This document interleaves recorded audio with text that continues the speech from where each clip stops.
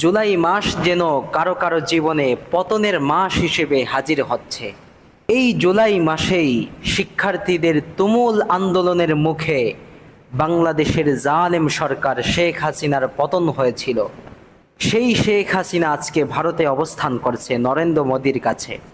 এবার সে একই মাসে জুলাই মাসে বিজেপি সরকার নরেন্দ্র মোদীর সরকারের বিরুদ্ধে শিক্ষার্থীদের তুমুল আন্দোলন শুরু হয়েছে। বাংলাদেশে শুরু হয়েছিল কোটা আন্দোলনকে নিয়ে, আর ভারতে শুরু হয়েছে পরীক্ষার প্রশ্নপত্র ফাঁস, পরীক্ষা কেন্দ্রিক নানা ধরনের অনিয়মকে কেন্দ্র করে। আমরা দেখতে পেয়েছি আজকে ভারতের দৃশ্য যেন পাল্টে গিয়েছে, যেখানে মুসলমানদের উপর বামপন্থী হিন্দুরা এরকম অত্যাচার করত, জুলুম করত। আজকে আমরা গণমাধ্যমে বিভিন্ন ভিডিওতে দেখতে পাচ্ছি যে মুসলিম ভাইরা আন্দোলনে গিয়ে রাজপথে নামাজ পড়তেছে, আর পাশেই একজন হিন্দু ভাই তাকে বাতাস করতেছে।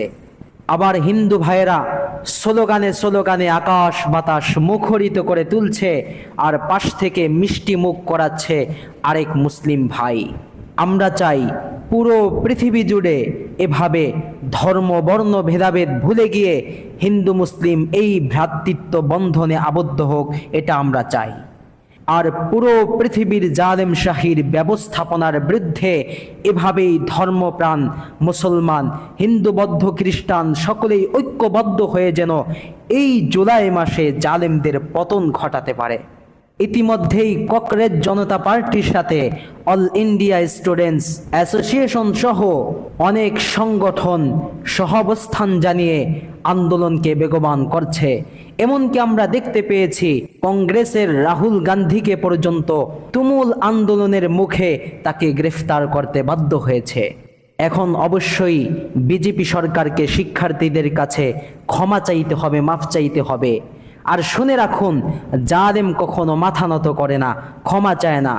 যদি নাকি ক্ষমা না চায়, মাথা নত না করে, তাহলে আমরা আশা রাখি এখান থেকেই শিক্ষার্থীদের এই আন্দোলন সফল হয়ে ভারতের বিজেপি সরকার জালেম সরকারের পতন হবে, এটা আশা রাখি। কিন্তু বাংলাদেশে যেমন আন্দোলনটা তুমুল ভয়াবহ রূপ ধারণ করেছিল, ভারতে বিশাল সাম্রাজ্য হওয়ার কারণে এবং ছোট্ট একটা বিষয় কেন্দ্রিক আন্দোলন শুরু হওয়ার কারণে আন্দোলনের অবস্থা ওই রকম ভয়াবহ পর্যায়ে গড়ায় নাই, যার কারণে ভারতের বিজেপি সরকারের পতন হবে কিনা এটা 100% বলা যায় না। কিন্তু আশা রাখি পুরো পৃথিবীর জালেমদের পতন হোক এই জুলাই মাসে।